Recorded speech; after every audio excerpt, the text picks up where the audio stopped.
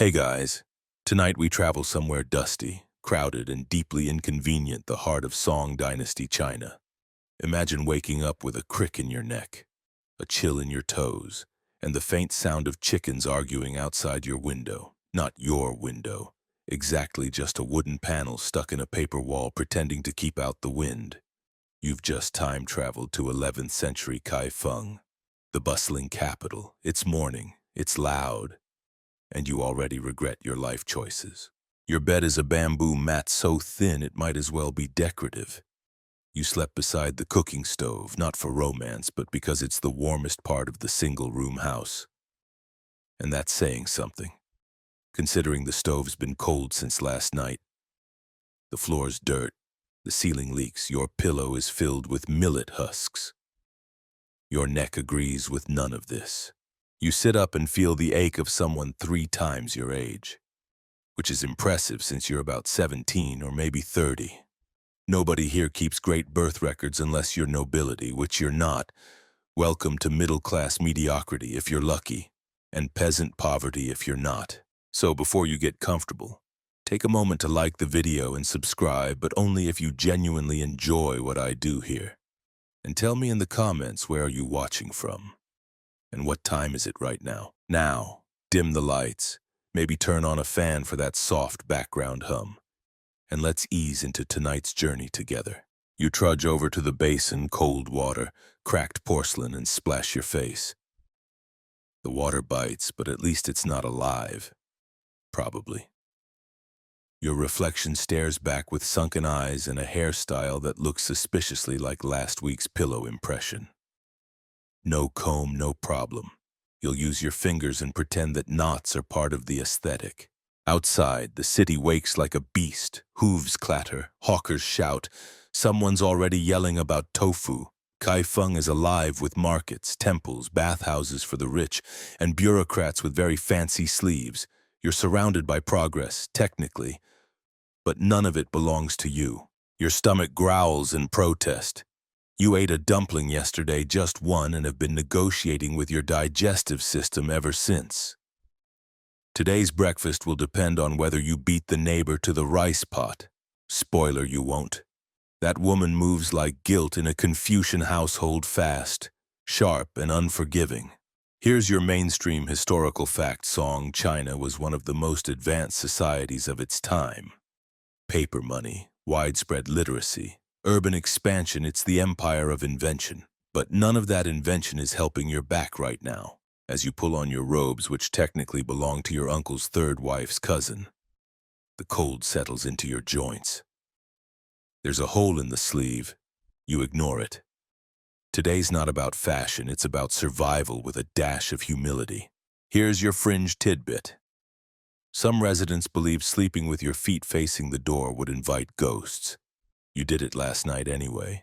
The ghost was probably disappointed. You step into your straw shoes, woven masterpieces that protect your feet the way soggy napkins protect dignity. One's unraveling, but you pretend it's a style statement. Outside, the sky is gray. Not poetic gray, just industrial soot meets mist gray. You join the foot traffic heading nowhere in particular. Someone sneezes near you. You don't bless them. You hold your breath and keep walking. Your mental state hanging in there. Your physical state mostly upright. You're not depressed, not quite. You're historically exhausted. You shuffle into the alley behind your dwelling, clutching a ceramic chamber pot like it's some sacred artifact. The irony. It is sacred because it's the only thing standing between you and a very public embarrassment. Welcome to Song Dynasty sanitation, where privacy is optional and smells are not. You crouch behind a rickety screen made from reeds and faded cloth. If the wind shifts wrong, you'll be exposed like a character in a tragic opera, except with worse lighting and no applause. The pot itself is heavy, chipped, and never quite clean, no matter how much you scrub. You try not to think about how many people have used it. You fail. There's no toilet paper. You reach for the nearest thing with a vague sense of texture: wadded hemp paper if you're lucky, dried leaves if you're not, and on desperate days, a piece of yesterday's news scroll. Printed wisdom meets your backside. Confucius probably didn't have this in mind. Here's your mainstream historical fact: public latrines did exist in Song cities, especially in urban hubs like Kaifeng. They were often shared, reeked of ammonia, and had open trenches. Richer neighborhoods might have better setups, but for most people, toilets were communal anxiety zones made of bamboo, dirt, and broken dreams. Today, you head toward the public one, hugging your coat tight. It's a short walk, but it feels eternal when you realize you're not alone. There's a queue, a line for misery. You stand behind a man humming to himself and a child eating a steamed bun like it's not contaminated by the proximity to raw sewage.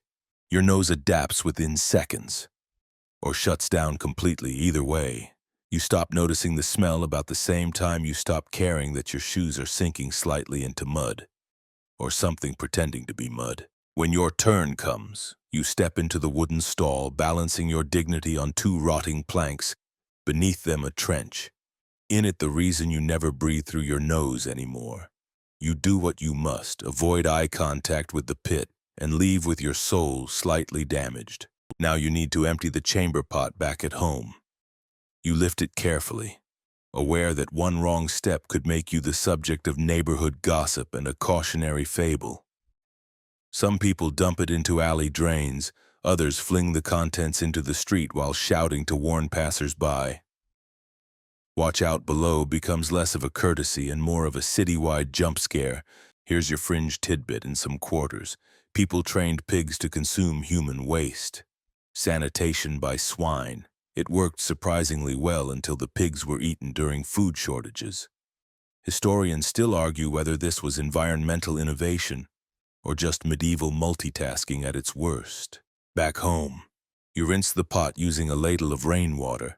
One ladle, that's all you can spare, because water is not infinite. Not here, not for you. The pot remains, mostly clean. You place it back under the sleeping mat, next to your socks and your lingering dignity. And here's the psychological toll: you've normalized this. The smell, the sight, the sound of other people's digestion echoing from a wooden hut, all of it blends into the daily rhythm of life. It doesn't shock you anymore, it just is, which is exactly what makes it so exhausting. You don't feel particularly human after a morning like this, just functional, efficient, slightly hollow, slightly damp. You light a stick of incense not for prayer, but for olfactory self-defense. It doesn't help, but at least it smells like someone tried. You shuffle back inside, now slightly lighter and a lot more emotionally weathered. But no time for reflection. Your stomach is growling like a Confucian philosopher who hasn't eaten in a week. You head toward the fire pit where a pot of yesterday's congee sits, still vaguely warm, covered with a lid you swear is older than time itself. You ladle the sludge into a chipped ceramic bowl. It's grayish, a little crusty. You stir it hopefully, as if surprise flavors might rise like magic. They do not. This is rice that's seen things. Technically, it's breakfast. Practically, it's edible water with delusions of nourishment. Here's your mainstream historical fact. The common morning meal in Song, China was congee, a rice porridge often stretched with extra water to feed more mouths. Protein was rare. Eggs, tofu, or fermented vegetables might make cameo appearances. Meat only if you're an official, merchant, or very lucky peasant who caught a pigeon nobody reported missing. You eat slowly, not for savoring, but because you want to pretend there's more. A slice of salted turnip adds excitement. If your definition of excitement includes salt, bitterness, and a texture that reminds you of wet bark, you pretend it's crunchy on purpose. You dream of duck, not even a whole one, just the part with actual meat. Or maybe just the memory of meat. Occasionally, you hear stories about fish from the Yangtze River, roasted over a fire, glistening with sesame oil. You haven't tasted sesame oil in months. You're not even sure it's real anymore. The government's salt monopoly doesn't help. Salt is taxed, rationed, and guarded like a sacred relic. That means even bland food sometimes lacks its only redeeming quality: your taste buds, once full of ambition. have now retreated into minimalism. Here's your fringe tidbit. There were ghost markets in some parts of Kaifeng, early morning black market stalls where people sold off unlicensed or borderline illegal food goods, like wild rabbit or improperly taxed salt. You've never dared go, but you've thought about it during the hungrier nights. Historians still argue whether these markets were tolerated loopholes or ticking legal traps. You sip weak tea made from second-hand leaves, the kind already steeped once by someone wealthier. You tell yourself it's mild. It's actually just brown water with delusions of grandeur. But it's warm, and in this life, warm counts as a victory. Some days, if a neighbor is feeling charitable or simply showing off, they offer you a byozi, a steamed bun filled with cabbage and hope. You cry a little while eating it. Not openly, of course. Crying in front of food feels blasphemous. You chew in reverent silence. You glance at the calendar scroll. Another 10 days until festival season, when public feasts occur, and maybe, just maybe, you'll taste something that once had a pulse. Until then, it's congee pickles, congee again, and rice flour cakes that resemble punishment more than dessert. Here's the thing about hunger, it changes you. Not instantly, but gradually, you start to move slower. Think flatter, your moods swing, not from drama, but from glucose deficiency. Joy becomes theoretical. You can't remember your last laugh. Or maybe it was the time your rice fell in the fire and you whispered, "That's fair." You used to imagine flavors when you closed your eyes. Sweet plum syrup, hot ginger soup, charred scallions. Now, when you dream, you mostly see bowls, empty ones. But you eat. You always do. Because surviving in Song China isn't about satisfaction. It's about chewing, swallowing, and praying that you'll do it again tomorrow. You tie your robe tighter and step outside into the misty morning. It's not cold exactly, just wet in that clingy, conspiratorial way that seeps into your bones and never quite leaves. Your clothing is technically functional, which is to say you're clothed. Comfort is a separate category, one you stopped applying for years ago. Your outer layer is a hemp tunic, dyed a vaguely respectable shade of brownish gray. It used to be navy, maybe, or black, or maybe that was wishful thinking. The color's been downgraded by time, rain, and ash. It itches constantly. Sometimes you scratch so much that you wonder if your own skin is trying to leave. Here's your mainstream historical fact: Song Dynasty clothing for commoners was made mostly of hemp, rami, and other plant fibers, thick, coarse, and durable. But about as comfortable as sleeping on a sack of hay. Silk, sure, if you're rich. But the penalties for wearing silk as a peasant could be harsh. Silk was a visual class boundary, and you can't afford to cross it, no matter how bad the rash gets. Your underclothes are technically there. You'd rather not discuss them. They've been washed once this month in river water that looked like tea brewed with mud and frogs. That counts. Right. You glance down at your shoes, or what remains of them. Straw sandals, impressive for their craftsmanship, tragic for their lifespan. The left one's already unweaving itself like it's trying to return to the field where it was born. You tied it back with string. It didn't thank you. Here's your fringe tidbit. Some Song Dynasty peasants padded their sandals with paper layers used, scrap, whatever they could find, newspaper shoes, essentially. One man reportedly used a page from a Confucian manual as an insole. Irony, probably. Historians still argue whether this was accidental sacrilege or low-budget rebellion. You trudge through the muddy path toward the market square, trying not to step in anything living or rotting. Everything smells faintly of wet straw, boiling soy, and the communal body odor of 1,000 underbathed people. You blend in perfectly. At the market, a young vendor laughs at your robe. Did your grandmother pass that down from the Tang Dynasty? You smile politely and resist the urge to cry, or throttle. Both are too exhausting. The wealthy strut past in embroidered jackets that shimmer like gossip. Their sleeves drag in the dust like they have servants whose only job is to follow behind and clean reality off their silk. You, on the other hand, Walk with your elbows tucked tight so you don't accidentally rip another seam. Again, you catch a glimpse of yourself in a basin of water. You look like someone who lost a fight with a haystack. And the haystack won. You pretend the reflection isn't yours. Maybe you're just borrowing this life. Maybe the real you is on vacation in a better century. Here's the daily routine every night. You hang your robe near the fire, hoping it'll dry. It never does. The next morning, you slip into something damp and say, well, that's the fashion now. You try humor, it barely helps. You've stopped worrying about style, now you worry about exposure, as in, will this patch hold, will the wind remember you're wearing layers? You've stitched your clothes so many times. You're not sure where the original fabric ends and the repairs begin. At some point, it stopped being a robe and became a metaphor. There's a bump on your shoulder. You scratch it, it moves. Ah, yes, fleas, your loyal, biting roommates. They've colonized your sleeves and whisper sweet irritations in your ear. You flick one off, two more arrive, uninvited. You stop bothering, you're outnumbered and outvoted.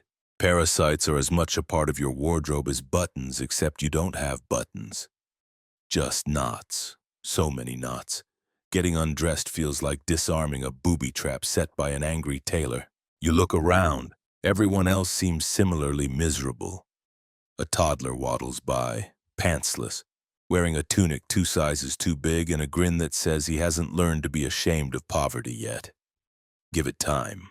And mentally you've adapted, mostly, until you see silk again and your heart shrivels with envy, or until you hear someone laughing in a clean robe.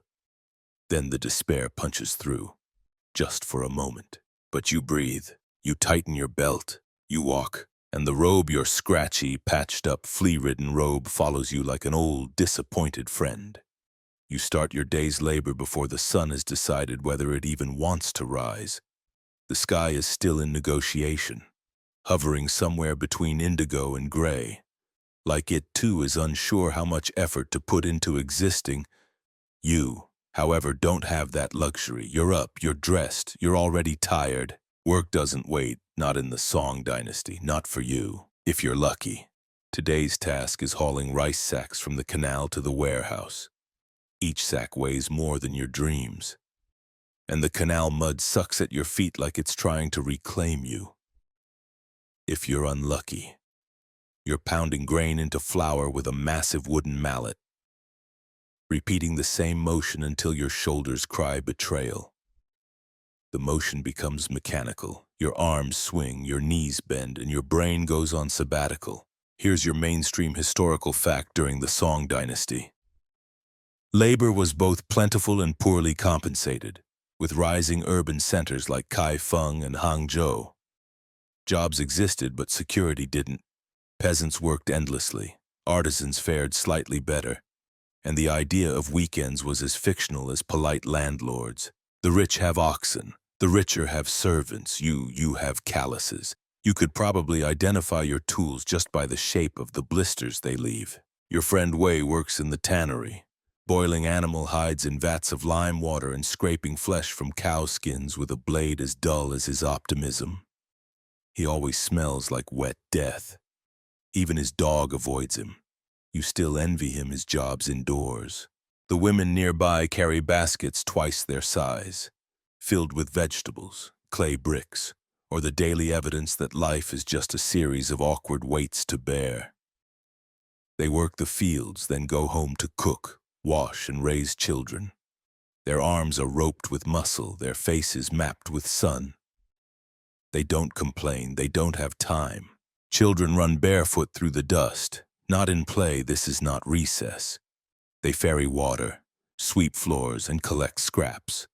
A 5-year-old wipes sweat from his brow like he's 70. You vaguely remember playing as a child. It lasted about 20 minutes. Here's your fringe tidbit in some textile workshops. Orphan children were taken in as unpaid apprentices. Taken in sounds generous until you realize it meant living above the loom in rooms hotter than sin and inhaling dye fumes that made your teeth turn blue. Historians still argue whether these arrangements were charitable or just capitalism with a halo. You pause for a break, leaning against a tree that seems just as defeated as you. You chew on a stalk of something green. Not because you're hungry, though you are, but because it gives your jaw something to do besides scream. A scholar passes, robes pristine, face smooth. He doesn't meet your eye. Why would he? His hands are ink-stained, not soil-stained. His job is passing exams and reciting philosophy, while yours is bending over until your back files for emancipation. You fantasize about a desk job. Then remember, desks are for literate people. People who own brushes. People who bathe more than once a week. By noon, the sun is cruel and unfiltered. Your clothes stick to your skin in a way that makes you question your species. You keep working, because stopping isn't an option. If you're paid today, it'll be in coins so small you could lose them sneezing. But more likely, you'll be paid in food. The cycle continues. Here's how this affects your mind. You become obsessed with quitting but incapable of stopping. You dream of escape but know no direction to run in. And when you finally rest, if you rest, it's never enough. Sleep is just delayed exhaustion. Your body, it forgets how to feel anything but sore. The ache moves like a traveling performance, shoulders today, knees tomorrow. Your hands are no longer yours. They belong to the grain, the wood, the mud. You just rent them. And yet, the strange part, you keep going. Day after day, swing, lift, carry, kneel, your heartbeat becomes a metronome to monotony. You are a machine. A tired, itchy, slightly hungry, emotionally unstable machine. But hey, at least machines don't need therapy. You drag your aching limbs home, feet half detached from your legs, soul mostly in a coma. And just when you think you've paid your dues to the day, it's time to smile, not for joy, for dinner. But first, you must face your worst and most ancient enemy, your own mouth. You sit in the doorway, sun slipping down behind tiled roofs like it's clocking out early, and gnaw on what could generously be called food. Bread. Or maybe it was bread a few weeks ago. Now it's a hardened slab of starch with ambitions to become a building material. You try to bite, it resists. You give it a second chance, it wins. You chew on one side of your mouth, the side that still has most of its teeth, and ignore the throbbing pain radiating from the other. That side is under construction, possibly condemned. Here's your mainstream historical fact in the Song Dynasty. Dental hygiene was a fantasy unless you were fabulously rich or unnaturally lucky. Toothbrushes existed kinda, but were basically pig hair sticks jammed into bamboo. The concept of toothpaste was less minty. People chewed aromatic sticks or rinsed with salt water. It helped a bit. Like slapping a tiger helps a bit. You try to floss with a rice stalk. Not because you believe in it, but because a piece of that bread has now taken permanent residence between your molars. You're debating whether to name it. Your gums are swollen. One tooth is loose, another is gone entirely, leaving behind a jagged memory. You remember how it happened. You tried to pull out a fishbone with your teeth. The fishbone won. You rinse your mouth with water. It burns. You try not to yelp. Crying over oral pain is reserved for children and men who've just been dumped. You're neither, technically. Here's your fringe tidbit. Some Song Dynasty remedies for tooth pain involved burning mugwort near the jaw or rubbing ground turtle shell mixed with vinegar directly on the gums. You tried the turtle shell once. It worked if worked means it distracted you with a new, more confusing type of pain. Historians still argue whether these treatments were medical tradition or medieval trolling. At the market earlier, a seller offered leeches for blood balancing. You said no, politely, then ran. You're not into parasites that come pre-installed and paid for. You remember your cousin's tooth being pulled with actual iron tongs. They heated them in the fire first, to sterilize to intimidate the tooth into leaving. He screamed so loudly the neighbor's chickens stopped laying eggs.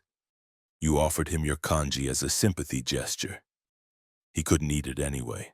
You're starting to think those chickens were lucky. By now, the sky is dark and the air carries a chill. Your mouth is a battlefield. You place a clove near a sore molar, one of the few available folk cures that offers brief relief. It burns a little, numbs a lot, and tastes like tree bark pretending to be helpful. You lie back on your sleeping mat wondering what would happen if your jaw just fell off one day. Would anyone be surprised? Probably not. They'd just nod solemnly and suggest more turtle shell powder, and maybe some fermented tofu for the infection. You close your eyes. The ache hums under your cheek like a drum beat. You try to sleep upright because lying down makes it worse. You wonder if your ancestors had better teeth, or if they just lost them earlier and adapted to a life of soup. Mentally, you're worn thin. You've stopped complaining. There's no one to listen anyway. Physically, you're decaying. Slowly, but impressively. It's not even the worst part of your day. That's still to come. The rooster doesn't crow so much as shriek, like it's personally offended by your continued existence. You open your eyes, or at least one of them, the others crusted shut from last night's dust. Your back feels like it's been folded into origami overnight, and your arms are already sore from the labor you haven't even begun yet. Welcome back to your regularly scheduled sentence being alive in the Song Dynasty. You rise, not like a phoenix, more like an injured mule. The floor creaks under your feet, possibly in sympathy. More likely in judgment. You dress in the same scratchy robe that still smells faintly of bean paste and despair, and then, without ceremony, you return to work. Today's task is transporting bricks from the kiln to the construction site. Bricks. The building blocks of empire, and also the reason your spine now clicks like a bamboo flute every time you bend. Each brick is handmade, sun-dried, and just heavy enough to demand respect. And there are hundreds, and you're one of 6 people assigned to carry them all. Because fairness, much like dental hygiene, hasn't been invented yet. Here's your mainstream historical fact during the Song Dynasty. Public works were booming canals, bridges, and city walls needed constant repair or expansion. That meant jobs, yes, but it also meant endless, mind-numbing, body-breaking labor. You got paid in coins. If you were lucky, sometimes you got rice, sometimes you got a thank you. No one ever got all 3. You hoist the first stack. Immediately, your shoulder regrets its life choices. The bricks press against your collarbone like they're angry about being moved. The path is uneven, the dust is thick, and your shoes are already threatening to abandon the mission. You trudge forward anyway. You always do. In the field nearby, your aunt is harvesting bok choy with a sickle so blunt it's basically a spoon. She hums a tune that hasn't been in fashion for 100 years. No one has told her. No one dares. She's stronger than most men and twice as fast. A group of children passes carrying baskets of firewood. The youngest can't be more than 6. She trips, the wood scatters, no one stops. You pick up a log and place it back in her arms. She doesn't thank you. She just nods an adult's gesture in a child's frame. You nod back. Here's your fringe tidbit. Some Song-era tanners worked ankle-deep in vats of fermented urine, used to soften hides. They didn't get hazard pay. They didn't get soap either. Historians still argue whether they volunteered for the job or were volunteered by the local magistrate with a suspicious smile. As the sun climbs higher, the air thickens with heat. Your robe sticks to your skin in places you didn't know could sweat. You take a sip from your gourd. It's warm, slightly gritty. You pretend it's tea. You're a master of delusion by now. The scholar passes again, riding a palanquin this time. His fan is silk, his hairpiece neatly tied, and his smile smug in that uniquely bureaucratic way that says, "I haven't lifted anything heavier than a brush in years."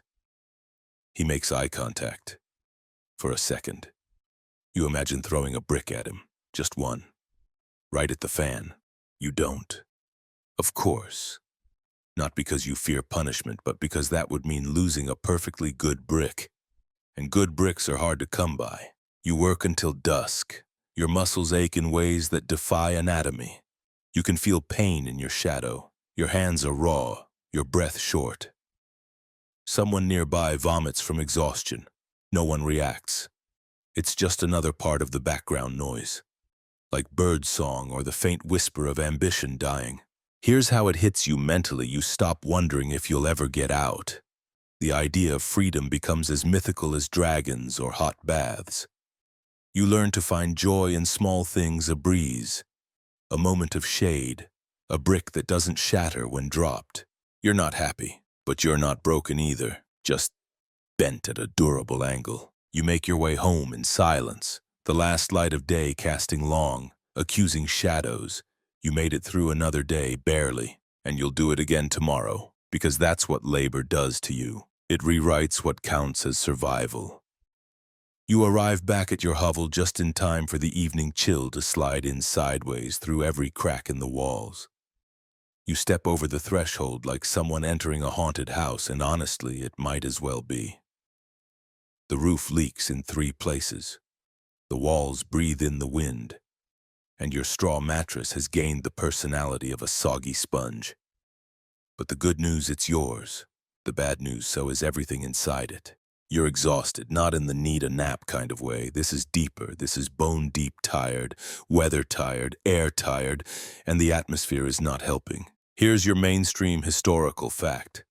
The Song Dynasty spanned both southern and northern climates, which meant extreme seasonal contrast. In summer, urban centers like Hangzhou could boil under intense humidity. In winter, northern cities like Kaifeng would freeze with coal in short supply and firewood a luxury. Climate control that was called prayer. Right now, it's winter, which means you sleep wearing every article of clothing you own, and still your toes ache with the kind of cold that feels philosophical. Your breath fogs in front of you. You huddle next to the stove, but the wood is gone. The embers are weak, and your optimism is a pile of ash. You blow on the fire. It coughs once, like it's considering dying. You nod. You understand. Outside, the wind howls like a bureaucrat arguing about tax. You plug the window gap with cloth and hope. Neither is sufficient. Summer isn't better, though. Not really. When it arrives, it drips down your neck and crawls into your ears. Your room becomes a sweat box, and your body a leaky container. You stick to everything: your mat, your clothes, the air itself. Insects party on your skin. Flies hum lullabies in a language of torment. Here's your fringe tidbit. Some wealthier households during the Southern Song used bamboo sleeping mats that could be cooled with water and fans. One eccentric merchant even kept jars of snow in underground pits to cool his home in July. Historians still argue whether this was genius insulation or just glorified vanity refrigeration. You have no snow pit. You have a damp towel and dreams of being reborn as a breeze. Rain is a year-round threat. When it falls, the roof leaks like a bureaucratic budget everywhere and unpredictably. You shift your sleeping position so your ear doesn't drown in a puddle. That's a real sentence you have to live with. When storms come, you pray the house survives. It's built from whatever your grandfather could find that wasn't already claimed stones. Wood. Wishful thinking. You patch it with mud. The mud laughs. Cold nights are worse than pain. They are the absence of everything warm: hope, comfort, blood circulation. You curl into yourself, knees pressed to chest like a sad dumpling, and count the beats between shivers. Here's the emotional toll. You start to forget what it feels like to be comfortable. Your brain edits out memories of warmth. Comfort becomes not just rare, it becomes suspicious. If something feels too good, it must be a trap. You grow used to motionlessness. You stop stretching. Why waste energy when your blanket is a lie and your walls don't believe in insulation? You see a dog curled near a pile of coals and feel genuine envy. The dog has fur, the dog has no taxes, the dog has won. You try to remember the last time you felt sun on your back without also feeling sweat drip into your shoes. Or the last time wind didn't mean prepare for coughing tomorrow. The sky is either scolding you or ignoring you. There is no in-between. You cough. Not dramatically, just enough to remind your lungs they're underpaid. A neighbor sneezes. Everyone hears. Everyone mentally calculates how many feet away they were. It's not paranoia if half your village was wiped out by lung rot 3 years ago. Here's how it rewires you. You no longer expect safety. You crave neutrality, not comfort, just the absence of extreme discomfort. You dream not of luxury, but of less bad. And that changes everything. It changes how you sleep, how you speak, how you plan. Because when the weather is always fighting you, your victories are quiet, small. You wake up with dry feet victory. You go to sleep without shaking triumph. You forget, even for 10 minutes, that your breath fogs in your own home. That, my friend, is ecstasy tonight. Your breath fogs the air as you exhale slowly, lying flat on the woven mat you call a bed. The rush of another pointless day rolls off you like water off a very tired duck. But before you close your eyes, you sit up, reach for the small clay jug in the corner and raise it to your lips. The moment the liquid hits your tongue, you flinch. Not from flavor, it doesn't have one, but from fear. Every sip is a gamble. Here's your mainstream historical fact. Water during the Song Dynasty was notoriously unsafe unless you boiled it, strained it through cloth, or magically purified it with prayers from someone with better connections. Urban centers like Kaifeng had running water, yes, but running through pipes made of bamboo, wood, and we'll fix it later. Contamination was common. Waterborne illness was so prevalent it was essentially part of the daily menu. You pause after one sip, stomach gurgles, so far, so good. You lie back down and think maybe tonight you won't wake up with the intestinal revenge of 100 angry microbes. Maybe tonight the river didn't betray you, maybe. Earlier today, you watched a boy dip his bucket directly into the same stream where ducks bathe. Oxen relieve themselves, and your neighbor rinses out her laundry. You made eye contact with the water. It blinked first, but you drank anyway, because the alternative is worse. Bathing, for instance. Here's your fringe tidbit. Bathing in the Song Dynasty was a double-edged ladle. Public bathhouses existed in cities and were even moderately affordable, but rural folks, they bathed seasonally. Not like the seasons changed, like they did. Bathing too often was considered risky business. The pores might open.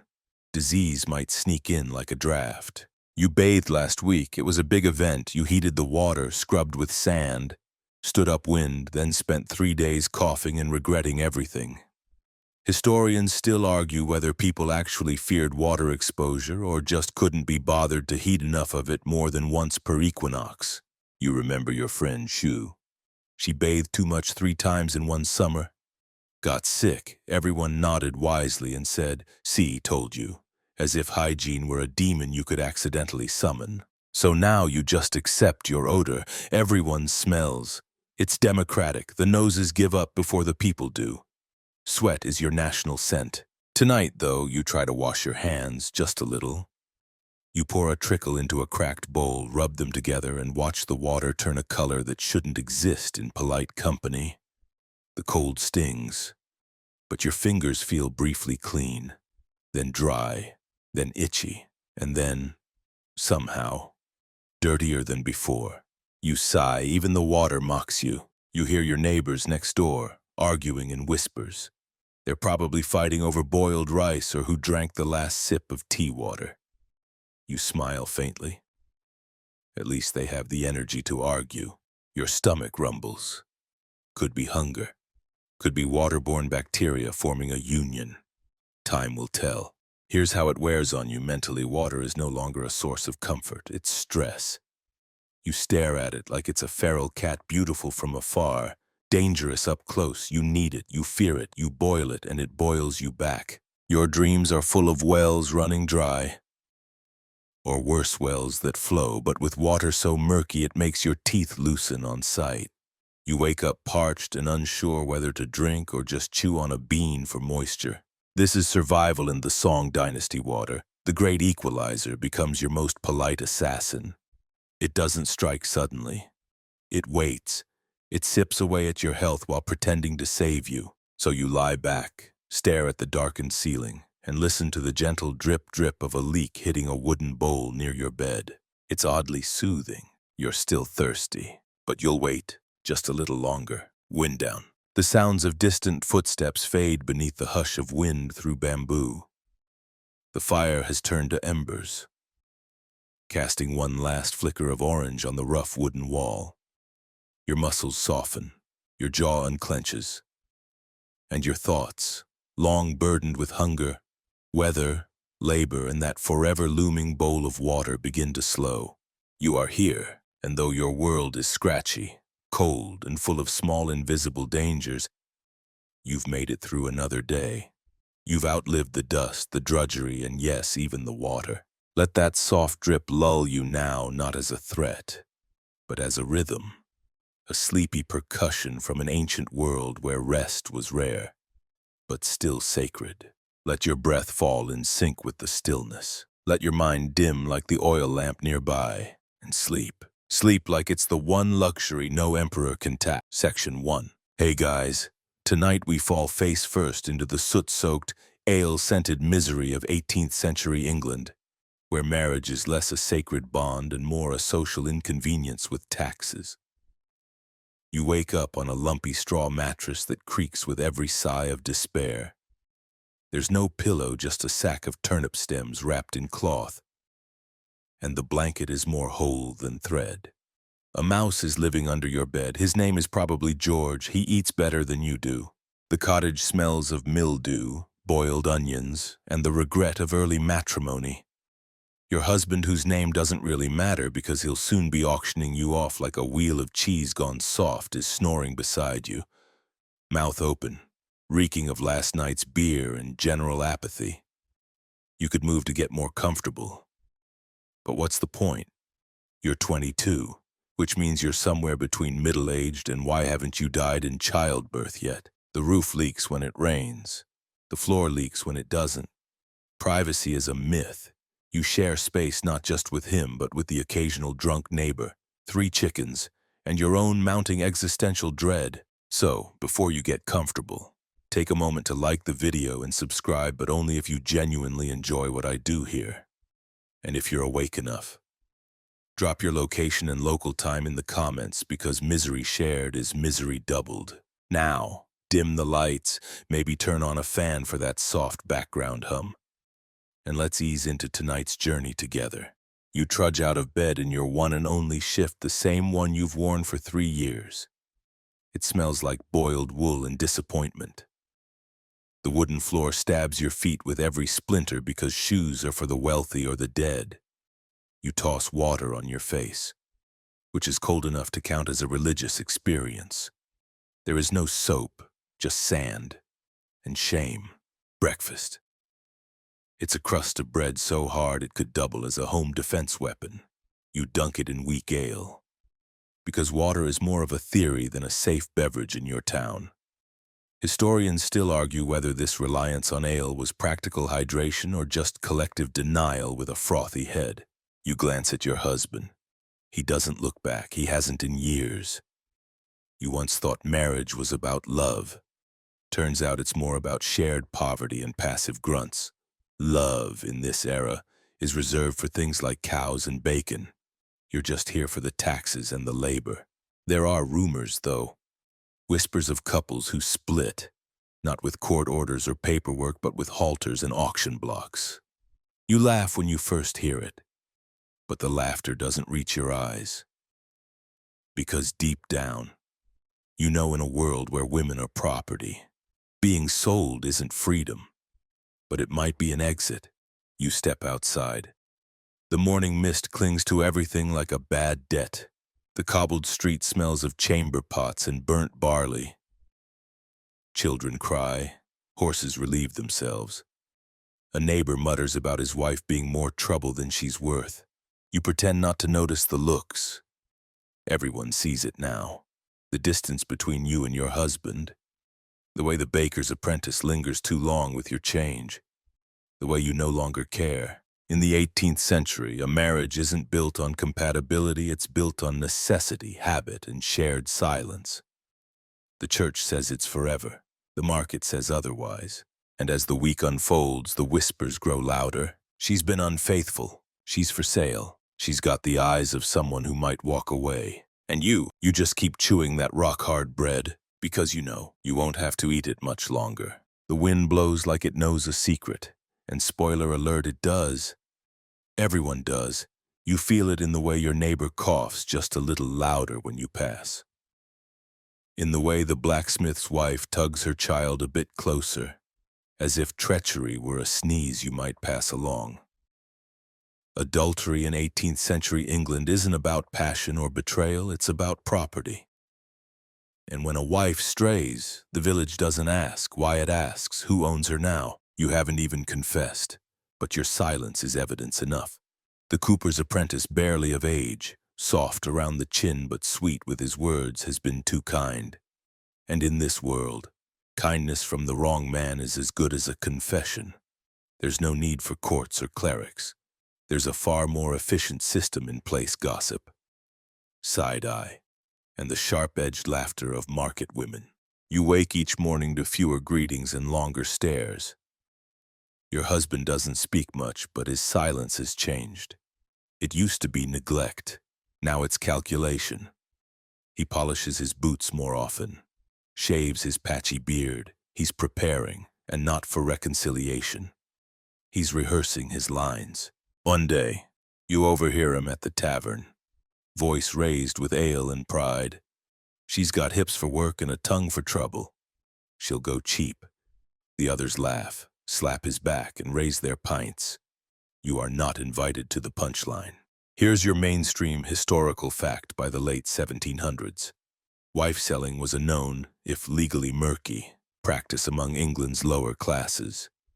In the absence of accessible divorce, husbands would lead their wives to market, halter around the waist or neck, and publicly auction them off, often for symbolic sums like a pint of beer. It was vulgar. It was theatrical, and yes, it was very real. It was, your home becomes a stage, and you unwilling actress keep playing the part of the shamed wife. You clean, cook, feed the chickens, but your footsteps have become too light, too careful. You're walking on glass that hasn't even shattered yet. You tell yourself you could run, take the road to Bristol, change your name, live as a widow with no past. But you know the truth without papers, a man's name, or a coin to your name. Freedom is more myth than plan. And besides, he's already told the town, and the town has already decided. The cooper's apprentice still smiles when he sees you, but his steps have grown more hesitant. His kindness now feels like a weight around your neck. You don't know if he's afraid of scandal or the halter. Maybe both. Here's your fringe tidbit. At least one recorded wife sale included a ceremonial kiss between buyer and seller, symbolizing not affection, but the closing of a deal. Historians still argue whether these moments were grotesque parody or a society's desperate attempt to mimic legal form in a world with no room for poor people's law. The day before market, your husband brings out the rope. He lays it on the table like a loaf of bread. You don't speak. He doesn't need your consent. He already has the crowds. That night, you sit by the hearth, staring into the fire. Your fingers trace the hem of your dress, your only dress. You wonder if you should wash it. You decide not to. Let them see the soot. Let them smell the work. Let them know they're not buying a doll. They're buying a woman with a name, even if no one bothers to ask for it. The next morning, the town square will become a theater, and you will stand center stage, with a rope around your waist, and your pride hanging by a thread. It's market day. Normally, that would mean noise, fish guts, and children with sticky hands stealing apples they can't afford. But today, the air hums with something heavier: anticipation. Not for butter or barley, but for spectacle. You step outside, and already the stares are different, less curious, more entertained. You don't walk alone. Your husband, soon to be ex in the most public sense possible, holds the rope. It loops loosely around your waist like a leash made for pride, not restraint. You could easily take it off, but where would you go? You're not bound by the rope. You're bound by the theater of it. Everyone expects a show, and the crowd is already gathering. He leads you like livestock through the square. Children point. A few older women shake their heads in what might be judgment or pity. It's hard to tell when you're the main act in a morality play no one asked for. One man whistles, another shouts. She any good with a churn and laughter peals through the crowd like rotten bells. Here's your mainstream historical fact: wife selling, though never legally sanctioned under English common law, became a widely acknowledged method of dissolving marriages among the lower classes. These events were often held in public markets and carried out with ceremonial pomp. A halter was usually required, along with some form of public bidding and witness agreement. Newspapers recorded them. Crowds adored them. Your feet feel heavier with every step. You remember stories of other women, some who cried, some who smiled, one who supposedly brought her own halter to speed things up. You'd laughed at that one once. You're not laughing now. At the center of the square, your husband finds a crate and old turnip box, if the stains are anything to go by. He pats it with satisfaction and gestures for you to stand. You hesitate. Only a breath. But it's long enough for the crowd to lean in. "Up, woman," he says. "Don't waste their time." You climb. The wood is rough. It creaks. Someone throws a cabbage leaf. It misses. Another voice shouts, "What's the starting bid?" He begins. He lists your traits the way a butcher might describe a cow. Strong arms. Good teeth, what's left of them. Can carry 2 buckets without spilling. Knows how to silence a crying babe, though not always gently. You say nothing, because what can you say that isn't swallowed by the snorts and guffaws? And then he adds the part that really makes the crowd buzz. She's not faithful, but she's warm. You hear laughter. You hear coins clinking. You hear your name not said, but sold. Here's your fringe tidbit: some recorded wife sales ended in bidding wars, especially if the woman was young, strong, or had no children. One wife fetched more than 5 guineas. Another went for a jug of cider and a brindle dog. Historians still argue whether these events were actual contracts or theatrical ways to shift blame for separation. Today, your price is lower. A man at the back, the cooper's apprentice, steps forward. He raises 1 coin. Not much, but more than nothing. Your husband eyes him, nods. You can have her. A woman gasps, possibly from joy, possibly from envy. It's hard to know anymore. A constable watches from the shadows. He says nothing.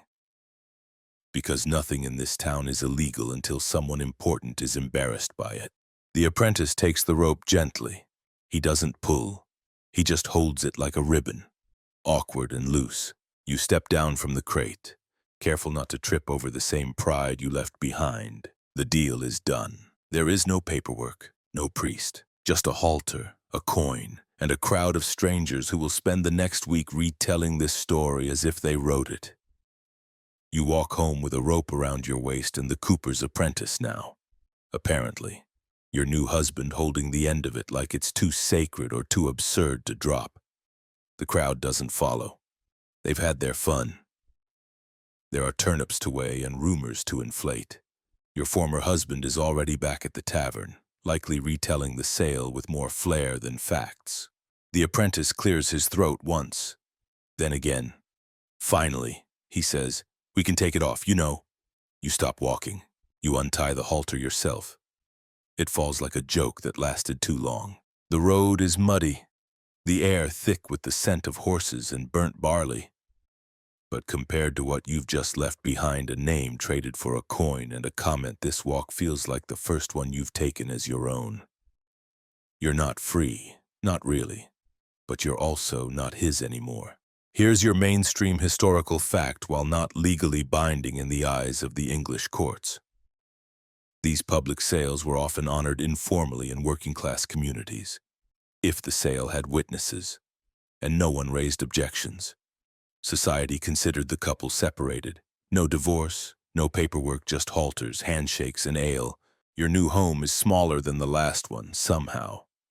But it doesn't smell of old sweat and dried beer. Instead, it smells like wood shavings, beeswax, and nervousness. He's tidied up, badly, but earnestly. A loaf of dark bread waits on the table beside a chipped mug of cider. There's even a single flower in a cup, wilted from overwatering. He clears his throat again. You can have the bed, I'll take the floor. You don't answer, you don't sit, you just stare at the table, at the bread, at your future, all of it slightly stale, slightly crooked, slightly better than before. You break the silence with the only honest thing you can offer. I'm not property. He nods, I know. You don't believe him yet, but it's a start. That night, you lie on straw that doesn't smell like rot. You curl your legs, breathe deep, and wait for the shame to settle. It doesn't. Not entirely, but it lingers a little less. The neighbors talk. Of course they do. You're the woman who was sold like cattle. Some say you brought shame to the town. Others say you got away easy. And one baker's daughter whispers that maybe it was romantic. He bought her, didn't he, she says, as if being exchanged like a turnip could somehow be a love story. Here's your fringe tidbit. In at least one reported case, a woman allegedly encouraged her husband to sell her so she could legally live with her lover. In another, a wife insisted on bringing her favorite cooking pot into the sale, refusing to be traded without her good stew pan. Historians still argue whether these stories are genuine anecdotes or satirical inventions spread by pamphlets and gossip mongers. The apprentice, his name is Thomas. You finally remember, doesn't ask for anything. He leaves food, nods politely, and says good morning like it's not something you stopped expecting. You don't trust it. Not yet. Trust in your world is like warm socks, rare, suspicious, and probably full of holes. You tell yourself this isn't freedom, but it might be survival with better lighting. The rope, folded neatly, sits on the mantel. Neither of you has touched it, but neither of you throws it away. Because no matter how absurd the ceremony, no matter how degrading the act, that rope, for better or worse, is how your second life began. Days pass, maybe weeks. Time isn't something you track so much as survive. The cottage is quieter than your last. No snoring, no shouting, no furniture being kicked just to make a point. Thomas the cooper's apprentice. The accidental husband goes to work each morning and returns with sawdust in his hair and ale on his breath. But not in his mouth. You think that might be progress. You settle into the rhythm like a bruise settling into skin. You chop wood, he builds barrels, you mop the floor, he fixes the hinge on the door. It's not passion, it's not romance. But it also doesn't come with threats or leashes. And in your current measuring system, that feels suspiciously close to happiness.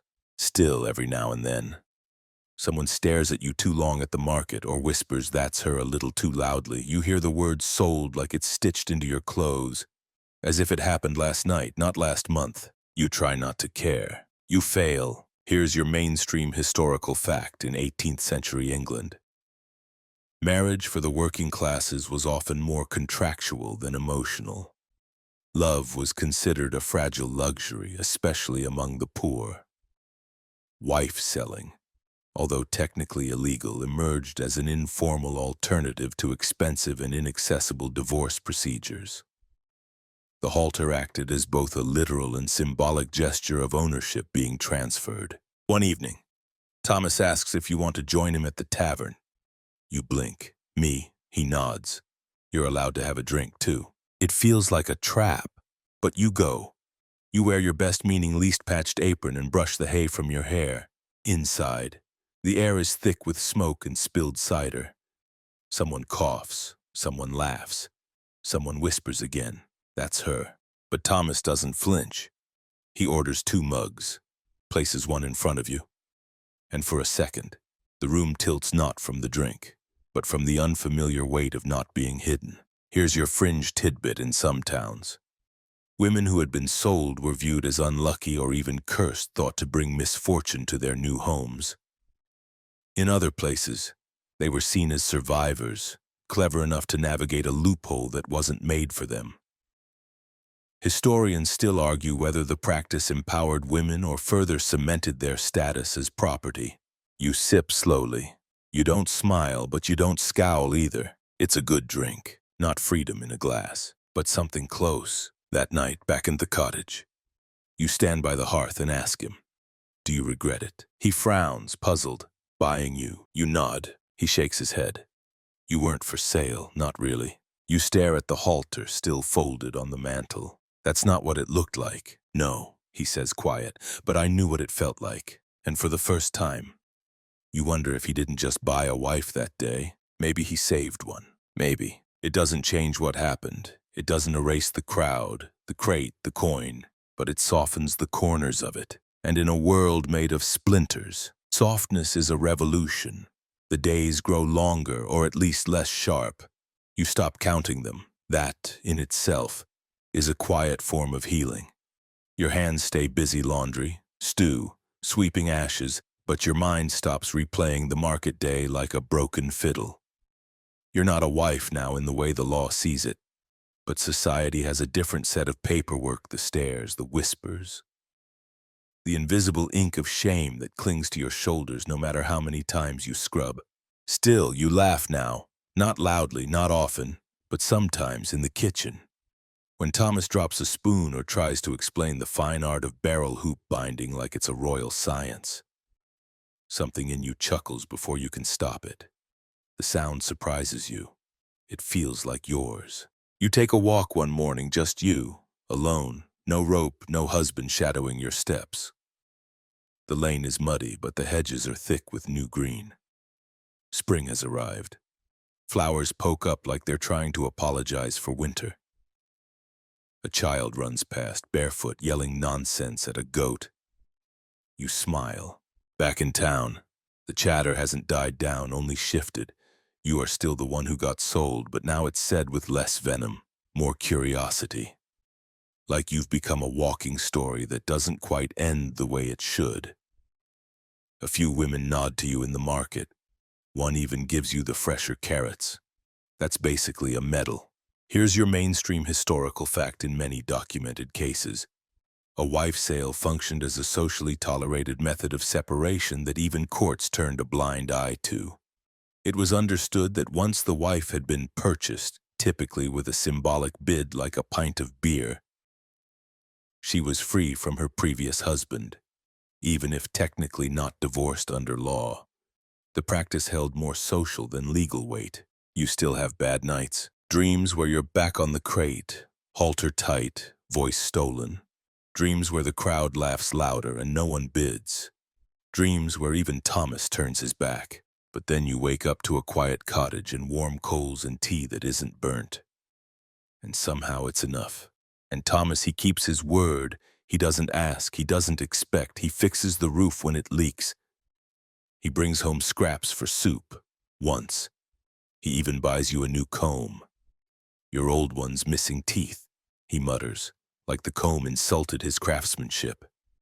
You accept it without thanks, but you use it daily. Here's your fringe tidbit in rare accounts. A wife was sold more than once, passed from man to man either by accident, desperation, or demand. One such woman, it said, eventually set the price herself, 2 shillings, she declared, and I don't come with opinions. Historians still argue whether these tales reflect satire or the gritty flexibility of a system that ignored the powerless. On Sundays, you sit by the door and sew. You don't go to church, not yet. That feels too public, too symbolic. But you let the light hit your face and you listen to the bells. You imagine what your life might look like years from now. Gray hair, aching knees, still stitching, still watching dust float in sunbeams. You're not a cautionary tale. You're not a romance. You're not a scandal anymore. You're just still here. And in 18th century England, that's something. You glance at the rope on the mantel, still folded, still present, but no longer a threat. It's just a relic now, like a shoe you've outgrown, or a name you no longer need. Work doesn't stop, even when your name has become a market fable in 18th century England. Time off is a rumor, and comfort is a luxury someone else invented. You rise with the sun and often before it, not because you're virtuous, but because the firewood isn't going to chop itself, and the soup won't stir unless you prod it like a stubborn mule. Thomas heads off to his barrels. The thud of his mallet becomes a metronome in your days. You listen for it without realizing. The routine is simple, if unforgiving. Tend the hearth, sweep the ash, boil the wash, peel the roots. You find an odd comfort in how mechanical it is. At least you know what comes next. Here's your mainstream historical fact for lower-class English women in the 1700s. Labor was constant and divided without kindness. You were a housekeeper, laundress, midwife, mother, and sometimes field hand all before sundown. The average woman rose before dawn and worked well into the evening, often beside her husband or children. With no compensation beyond survival, you work until your fingers swell, then work more. On rainy days, the thatched roof leaks into a bucket beside the hearth. You dump it out, muttering about the hole. Thomas promises to fix it. He forgets. You don't remind him this, too, is a form of peace. Children scurry in and out of neighbors' homes like mice in breeches. You watch them from the stoop, remembering your own younger years, if younger can apply to a time when you were already cooking at 10 and carrying water by 12. Childhood here ends as soon as your fingers can grip a scrub brush. There's a boy down the lane who tries to race carts. He always loses, always grins. Once, he asks you why you don't have any children. You shrug. Maybe I was meant for silence, not lullabies. He doesn't understand, but offers you a carrot anyway. You take it. Here's your fringe tidbit. Records show that some sold wives went on to live quietly, working side by side with their new owners. But there are accounts often whispered of women disappearing after the sale, possibly choosing anonymity over marriage again. Historians still argue whether wife sales offered opportunity or merely swapped one captor for another with a better smile. Every so often, someone offers you lighter work, sewing for the squire's daughter, mending at the parson's home. You decline. You'd rather scrub soot from your own hearth than stitch ruffles for someone who looks at you like you're a cautionary poem. Thomas doesn't ask you to stop, doesn't tell you to rest. But sometimes when you're bent over the bucket, he sets down his tools, rolls up his sleeves, and helps. No speech, no applause, just water sloshing and something like quiet respect filling the room. You wipe your hands on your apron and pretend not to notice. Here's what they never tell you about labor. The hardest part isn't the aching joints or the raw skin or the permanent smell of cabbage in your hair. It's doing all of that with a memory of a rope around your waist and an audience that treated your life like street theater. But you keep working. Not because you must, but because in the small rhythm of daily toil, you find the thing that no sale could take, your own stubborn pulse. The sky plays tricks on you now. In spring, it teases warmth, then spits sleet like a drunk with bad aim. By summer, the sun blisters your shoulders as you hang laundry that never dries. In winter, the wind rattles your teeth and makes your bones feel like bad scaffolding. You've started rating mornings by how many toes you can feel.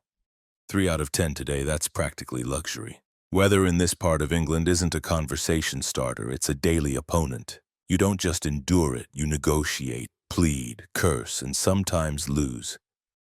The roof always leaks in the exact spot where the bed sits. You've tried moving the bed, now the rain just finds you slower. Here's your mainstream historical fact for working-class families in the 18th century. There was no insulation, no reliable heating, and no real seasonal wardrobe. Most houses were built with mud walls and thatched roofs, offering little protection against the elements. If it rained, you were wet. If it snowed, you were frozen. And if it got too hot, well, you opened the same window the rats used. Your clothes are made of wool. Not the nice kind, more like grazed a fence and lost wool. Scratchy, heavy when wet, and always, always damp. You wear the same shift all year. You patch it with bits from an old apron. The sleeves don't match anymore. The wind doesn't care. Shoes are another thing entirely. You own one pair. They were your mother's, then yours, then patched with the leather of an old belt. They make your feet ache, but going barefoot makes them bleed. Your solution alternate between suffering and infection when summer finally comes. It doesn't bring relief, just a new kind of misery. The air thickens. Flies arrive. You wake up sweating through your bedding, which now smells like boiled onions and regret. You'd open the windows more, but mosquitoes have unionized. Thomas builds a small bench outside. Thought you might want air. He says you sit on it once. Then a bee lands on your hand. and you spend 10 minutes screaming like you're under siege. Still, it's the nicest thing anyone's built for you since, well, ever. Here's your fringe tidbit. Some wives were sold in winter, and the buyers insisted on including the wife's only cloak in the deal, leading to post-sale disputes. In at least one account, a husband tried to charge extra for weatherproofing. Historians still argue whether this was legal creativity or just peak pettiness. Rain isn't romantic when it drips onto your nose at 3 a.m. You learn to sleep with a bucket nearby, you name it Gerald. He's the most dependable man in your life after Thomas. The worst, though, is autumn. Not because it's the coldest or hottest, but because it pretends to be both. You leave the house in a shawl, come home sunburned. The weather changes faster than gossip, and both will ruin your day. You stop expecting comfort from the world, but you start finding it in strange places. A warm rock near the door, a cup of tea that's still hot when you drink it. Thomas remembering to cover the fire at night so you don't wake up in an icebox. You're not thriving, you're not flourishing, but you are adapting. And in a century like this, that's its own kind of miracle, water. The thing you need most, fear often, and trust least in your world. It's a gamble in every cup. Rivers look inviting until you remember they double as communal laundromats. Sewers and livestock baths. The well near the church tastes like pennies and guilt. You drink from it anyway. Boil when you can, pray when you can't. Clean water is a theory, a rumor, a privilege found only in books written by people who've never had to catch rain in a chamber pot. And bathing, that's not cleanliness, it's controversy. Here's your mainstream historical fact in 18th century England. The prevailing medical wisdom believed that warm water opened the pores and allowed disease to enter the body. Bathing too frequently was considered not only unnecessary but downright dangerous. Most people avoided full baths altogether and instead settled for wiping the important bits with a damp cloth if that cloth wasn't already being used to swat flies. You bathe once every month, if the weather's forgiving and your courage holds. The process is biblical. Heating the water takes hours. Privacy is impossible, and the tin tub is too small for anyone with dreams. Still, you strip, you soak, and you shiver. The water greets your skin like a slap. You hiss, you curse, you endure. Thomas knocks once. Do you need more water? You don't answer, but he brings it anyway. The bath never feels luxurious. It feels like an apology, one that's 3 weeks late and slightly sour. But afterward, wrapped in your only dry shift, skin slightly pink and steaming, you almost believe you're clean. Almost. Here's your fringe tidbit in some towns. Public bathhouses still operated, mostly used by sailors, drunks, and the desperate. But for married women, too risky. A visit could spark rumors faster than adultery. One woman reportedly lost her job as a cook after someone claimed she washed too freely. Historians still argue whether this fear of bathing was rooted in science or simply a culture too broke to afford soap. Speaking of soap, yours is homemade. Lard, ash, a prayer. It smells like regret and pebbles. Sometimes it works, sometimes it burns. You use it sparingly. You don't have enough skin to keep losing layers. Water is also for laundry, though that's more wish than action. You boil what you can in a soot-black pot and beat it against a flat stone. If a stain doesn't come out, it becomes part of the shirt's identity. One of your aprons has what looks like a permanent portrait of a turnip. You've named it Malcolm. Drinking water is always an ordeal. The ale is safer, even if it dulls your thoughts. Children drink it. Old women stir soup with it. And when a well runs dry, the whole street feels like someone died. You once saw a man scoop river water with a hat. He hasn't been seen since. Somehow, despite all this, you remain. Your body adjusts, your stomach hardens, your expectations crumble and rebuild. Smaller and sharper, you don't need clear water or warm baths anymore. You need just enough not to die. One morning, you wake to rain pounding the roof like it's demanding entry. You place Gerald the bucket under the familiar leak and crawl back into bed. You listen to the drops, count them like sins, and for once, instead of annoyance, you feel gratitude. Because in your world, the difference between comfort and catastrophe might just be a bucket in the right place. Wind down final 200 words, the rain slows, fading to a whisper. You lie there, eyes closed, muscles soft. The fire flickers gently in the hearth, casting long shadows across the walls that no longer feel like prison bars. Just boards and stone humble, but yours. Thomas breathes evenly on the floor nearby. Hey guys, tonight we drift downstream, right into the silvery morning mist of a world where history and myth forgot to separate their laundry. You're not wearing modern pajamas. You're draped in embroidered silk that weighs more than your body and smells faintly of lotus and political obligation. The floor is packed earth. Your pillow is a sack of rice husks. And you're in a bamboo hut built beside a river that gurgles like it knows too much. You just woke up in ancient southern China, in a village so old no one remembers who built it, but everyone agrees it's sacred because something once emerged from the water and didn't die immediately. Good news, you're a royal. Bad news today is your wedding day and your groom, he has a shell. So, before you get comfortable, take a moment to like the video and subscribe, but only if you genuinely enjoy what I do here. And while you're at it, drop your location and local time in the comments. I like knowing where my time travelers are tuning in from. Now, dim the lights, maybe turn on a fan for that soft background hum. And let's ease into tonight's journey together. The morning begins with drums that sound like someone dropped a wooden bowl down a cliff.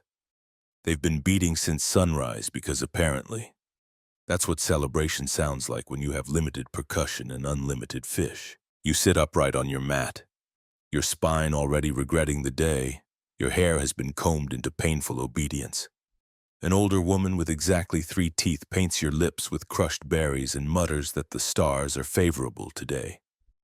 Though the frogs disagreed, you wonder if anyone's asked the groom. They haven't. Because he's not a man. He's not even a metaphor. He's a golden turtle. And somehow, everyone's just fine with that. Here's your mainstream historical fact: in many East Asian cultures, especially during early dynastic periods, turtles symbolized longevity, wisdom, and divine order.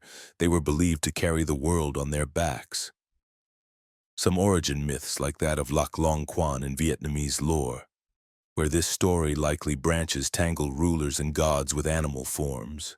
The divine didn't always come in the shape you'd hope for, or with legs.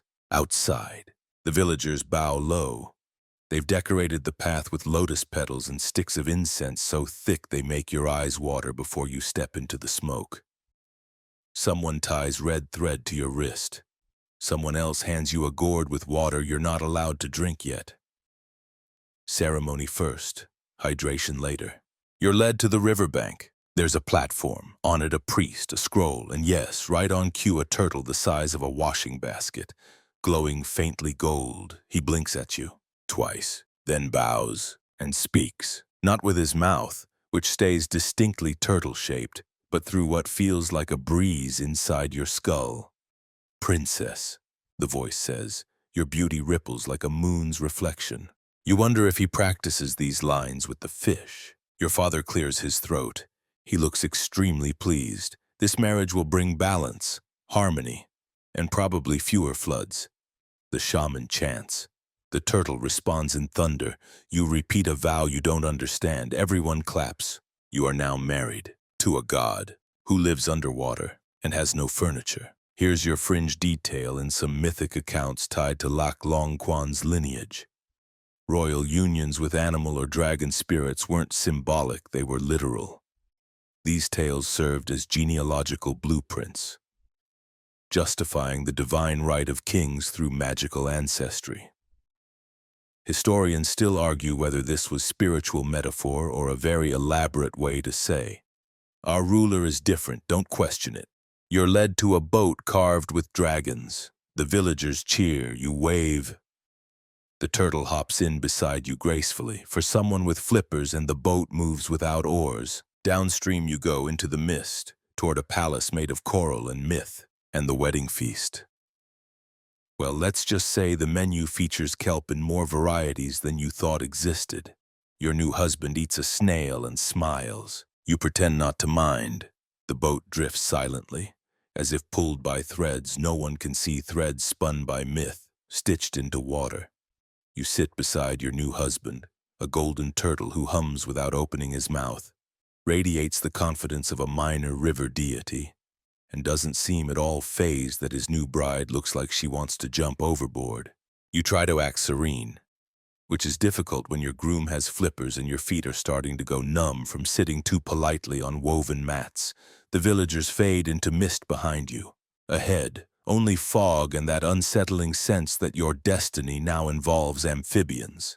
Your hair is too heavy, your stomach too quiet. You skipped breakfast, a decision you now regret deeply because no one told you how long the ceremonial glide into marital enlightenment would take. You steal a glance at him, the turtle, and find him looking forward, or possibly downward. It's hard to read facial expressions when your husband doesn't have eyebrows. Here's your mainstream historical fact arranged. Marriages among royalty were almost never about love. They were treaties with rings. Political chess wrapped in silk. Daughters were not daughters, they were leverage. And marrying off a royal girl to a sea deity, or in this case, a turtle-shaped river spirit, wasn't strange. It was smart. Secure divine favor, protect crops, reduce storms. Just don't ask the girl how she feels about cold feet, literally and figuratively. The fog parts. A palace emerges, not brick and mortar, but scales and light. Coral towers twist like frozen smoke. The walls shimmer with trapped sunlight. It's beautiful and deeply impractical. You are fairly certain nothing here has a roof or stairs. You step off the boat and instantly feel the change. The ground is soft, springy, possibly made of moss or very well-trained jellyfish. You're not sure. Your husband glides beside you. "Welcome home," he says inside your head. Your head declines to respond. Here's your fringe detail in Southern Chinese and Vietnamese folklore. The golden turtle god is sometimes said to have created islands by depositing magical stones or using his back as temporary land. This spirit, often named Kim Kui, appears in tales to assist kings and restore justice. Historians still argue whether the turtle was an ancient symbol of political legitimacy or just an aquatic mascot with unusually good timing. The wedding chamber is damp. That's your first impression. It glistens. The walls breathe. There's a bed of pearls that looks more decorative than restful. And in the center of the ceiling, a skylight made of living jellyfish. They pulse with light like sleepy stars. You lie down, dressed in more fabric than sense. Your husband coils beside you, not in a creepy way, in an "I've done this before" way, which is somehow worse. He says nothing. You say nothing. The silence stretches across the room and down through the coral floor. Eventually you fall asleep, not because you feel safe, but because the exhaustion of being symbolic is heavier than your ceremonial hairpins. You dream of frogs, thousands of them, all whispering it could have been worse. When you wake, you are married, underwater, and still unsure how consent factors into conversations with magical reptiles. The ceiling pulses faintly with jellyfish glow, and the walls continue to sweat. There is no sun here, just a strange gold-blue light that seeps through the palace like time doesn't apply. Your clothes have dried, somehow, though you're not entirely sure how they got wet in the first place. You're still wearing the ceremonial silk. A servant, a fish spirit floats silently into the room and bows. You're handed a plate of something gelatinous and shimmering. You nod politely and wait for it to stop moving before eating. Across the table, there's a table now, carved from mother of pearl, and just slightly too low your husband watches you. Still in turtle form, still glowing, still very, very pleased with himself. "This is your realm now," he says. "Oh, you were hoping for how did you sleep, but sure, realm talk it is." He glides again, not walks, glides toward a large shell-shaped throne and sits. It molds to his shape like it's done this before. You sit across from him on a sponge cushion that collapses under your weight, as if even the furniture knows this isn't your story.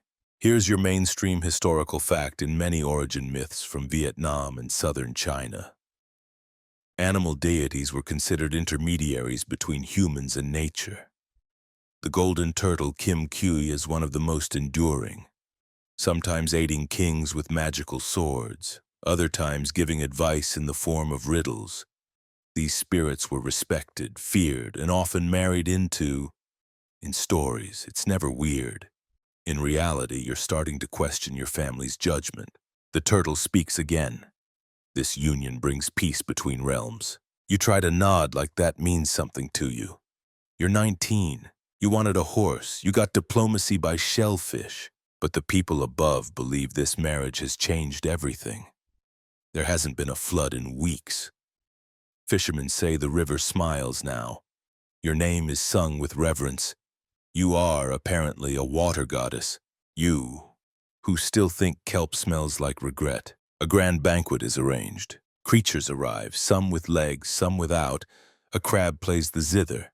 An octopus waves rhythmically. You're served a delicacy described as eel dreams folded in moon jelly. You miss dumplings. You miss warmth. You miss speaking out loud and not hearing the reply inside your skull. Your husband, do we call him that, gives a speech. It includes phrases like sacred lineage and harmony of shell and blood. Everyone claps. A starfish throws confetti. You eat something that might be sea cucumber. You chew it slowly and try not to cry. Here's your fringe detail. Some folktales record that human consorts to water spirits could never return fully to land. If they tried, their memory faded, or the rivers rose in protest. Historians still argue whether these motifs were warnings against abandoning one's duty, or metaphors for how marriage erases women's identities under the tide of expectation. Later, when the guests have drifted away and the jellyfish lights dim, he speaks again.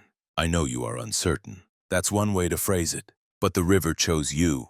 The line must continue. You nod, because saying no to a god is hard when you're already living in his house. You close your eyes. You hear water whisper through coral veins. You dream of land, of dust, of voices spoken aloud, not from within, and of one very large turtle, whispering promises he believes are gifts but sound an awful lot like instructions.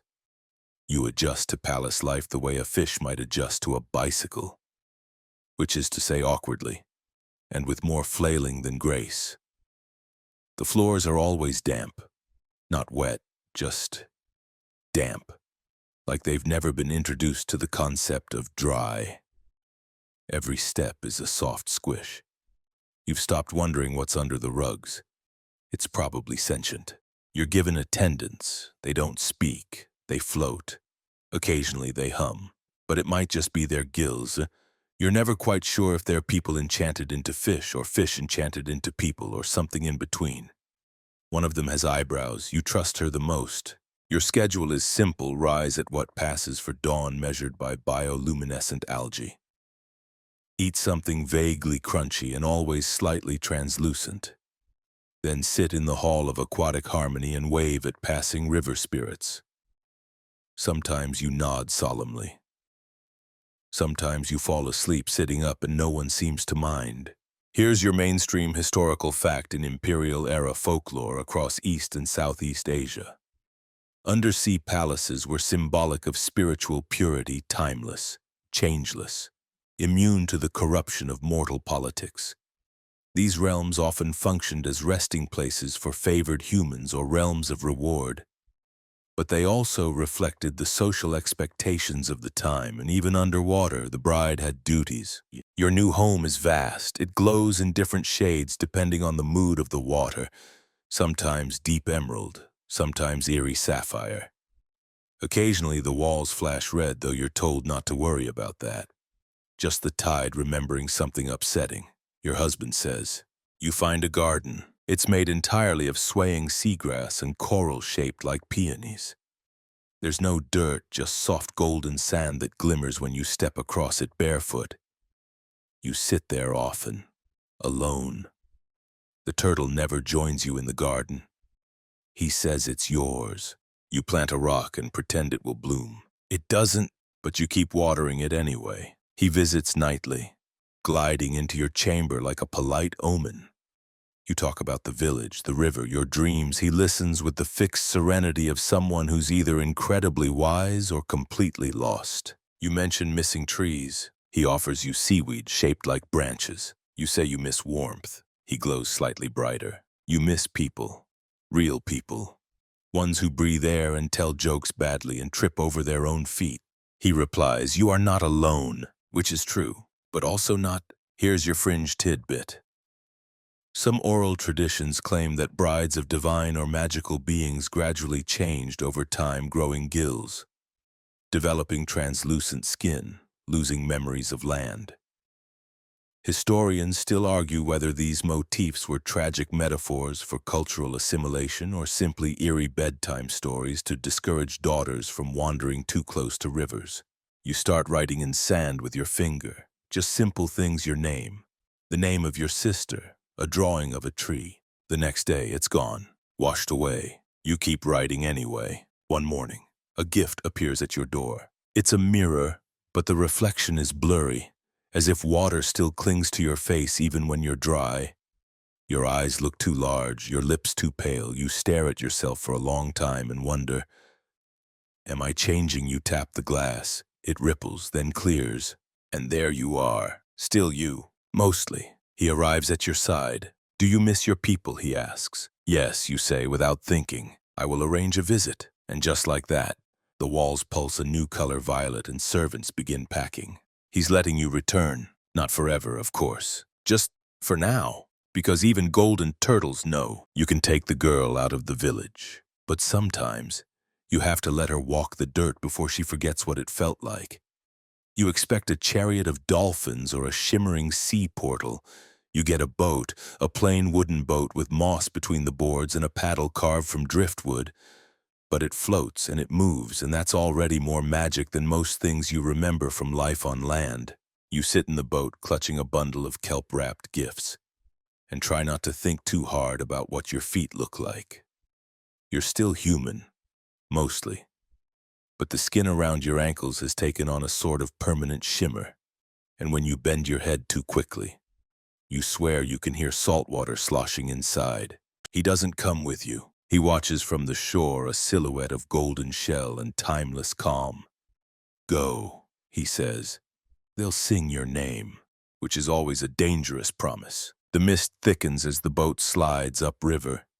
You remember this mist. It once carried voices and fireflies. It now feels like a soft veil you're passing through backward in time. Sideways through memory, when the boat bumps against the dock. You step out with the awkward stiffness of someone who hasn't walked on dirt in too long.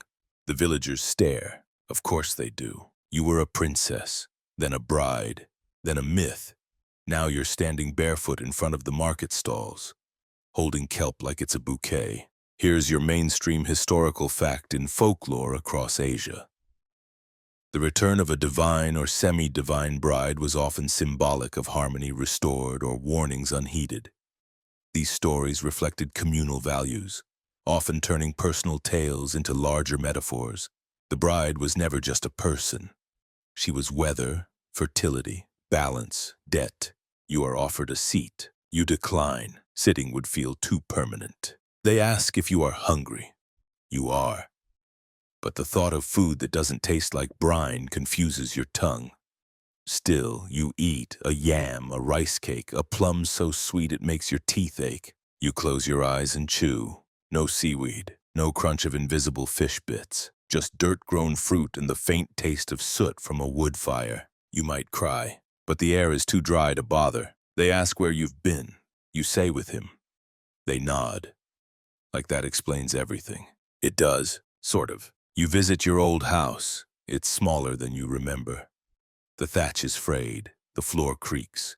There's a chicken living where your sister once slept. But the air smells of sandalwood and home. You sleep on a mat that isn't damp. You wake up to a rooster instead of tidal pressure. Your dreams are quieter, less glowing. And yet, you start to miss him. Not like romance. Not like longing. More like an itch behind the ribs when something's out of place. Because love isn't always poetry. Sometimes it's habits. Sometimes it's knowing which silence is yours. Here's your fringe tidbit. Some versions of the Turtle Princess myth say the bride began hearing the river whisper to her long after returning to land, calling her back, pulling her dreams toward the tide. Historians still argue whether these were expressions of grief or metaphors for cultural exile that never quite resolved. On the third morning, you bathe in the stream. You touch the water and it pulses. You see golden light in the reflection, not your face, but something waiting behind it. You tell no one. That night, you sit by the fire with a bowl of rice in your lap and realize that the villagers have stopped watching you. You've become ordinary again. And somehow that stings more than the salt ever did. You whisper into the dark. Are you still listening? And from far, far away, something ripples once, which is either the river answering or your heart remembering how you don't remember deciding to go back. It just happens. One moment, you're helping a child braid lotus stems into rings. The next, your hands are slippery with mist and the river is rising again, not fast, not flooding, just high enough to whisper. The kind of whisper that isn't asking, the kind that sounds like it's time. You climb into the boat. No one stops you. No one even speaks. They just bow, as if this was always the plan. As if girls made of water and land never really stay where they start. The golden turtle waits at the bend. Of course he does. He says nothing as you return. His eyes glimmer with the knowing of someone who has waited longer than you've been alive. You nod. That's enough. That's everything. Back in the palace. The coral still curves like poetry, and the jellyfish lamps blink like sleepy guards. The servants hum. Your room smells the same salt, silk, and something almost like memory. But it's not the same anymore. Because now your body carries dust, your hair remembers wind, your feet itch for roots. And the palace notices there are new echoes. On the third day you feel different. Not sick, not sad, just heavier, which is strange, considering you haven't aged a day. Then you know. You're pregnant. Your husband, the turtle, the god, the not-quite man glows with what might be joy or surprise or possibly both. His flippers flex. He blinks twice.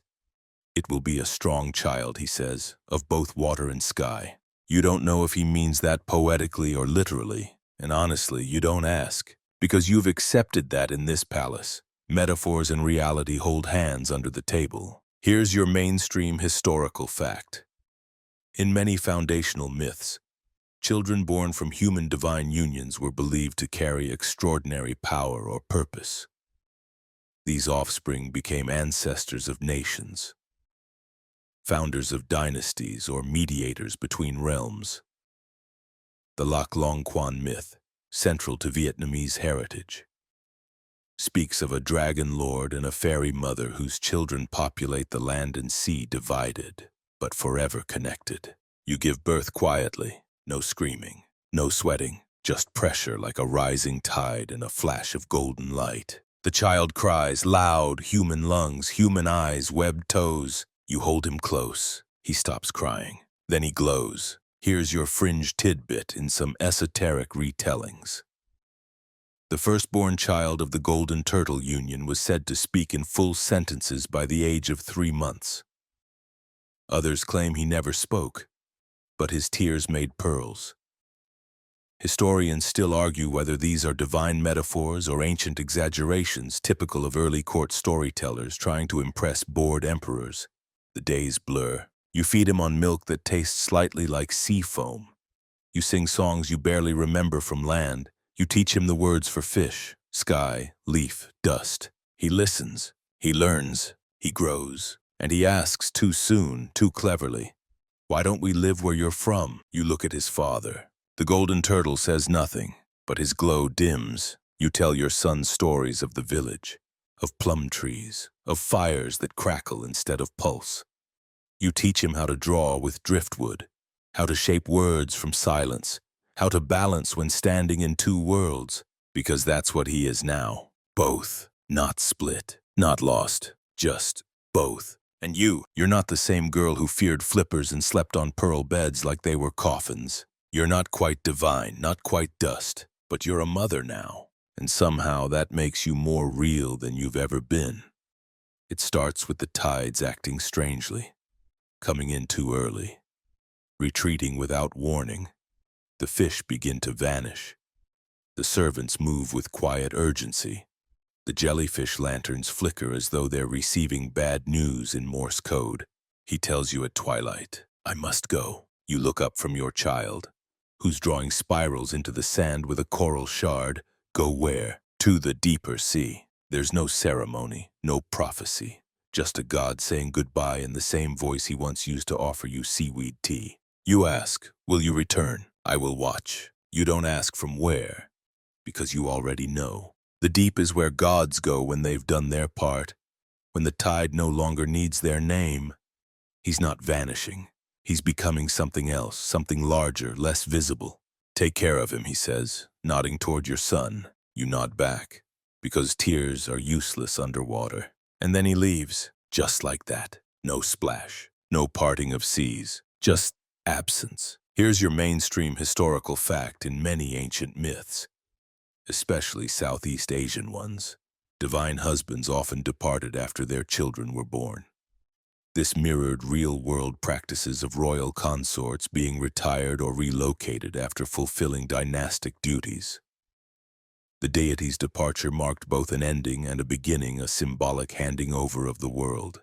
You try not to resent him. After all, you always knew this wasn't permanent. You try not to panic. After all, you've become capable. But there are quiet hours between your son's dreams and the jellyfish pulses when the silence stretches too long. And you say his name just to feel it in the water. And sometimes it answers back, not with words, with warmth. A tide that cradles the walls gently. A ripple that crosses the floor like a lullaby. A seashell delivered silently to your pillow. You pretend not to notice, but you always do. Here's your fringe tidbit. In lesser-known versions of the myth, the golden turtle does not die but transforms into the riverbed itself, sleeping beneath his family for all time.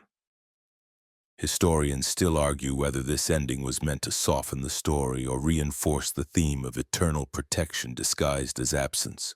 Your son grows fast. He asks questions like a scholar and runs like a storm. He wants to know why he glows when angry. You don't have answers, but you hug him tightly anyway and tell him, because you're special. It's the same lie every mother tells. Yours just happens to be slightly more literal. Some days, you both walk the palace halls in silence. Other days, you chase each other through tunnels lined with blue moss and shrieking eels.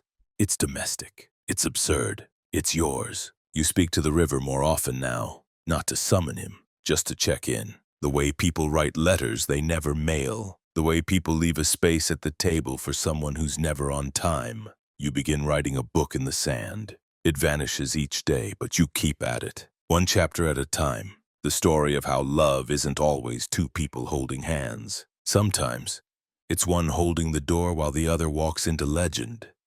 The years, if you can call them that down here, pass without calendar or clock.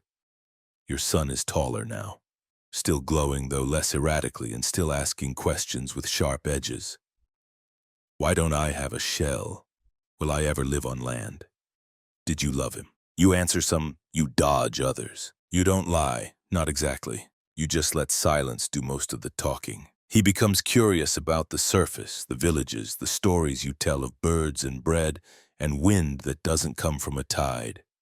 One day, he brings you a scroll he found deep in the coral library, a map, roughly drawn, marked with mountains and something labeled Father's Shore. You smile and nod like it's a game. It is, of course, until it isn't, because the next morning he's gone.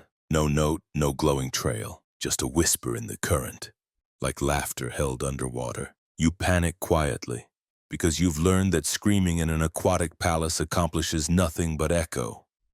You send word. You dispatch fish that carry folded scraps of motherly terror disguised as urgent blessings. You wait.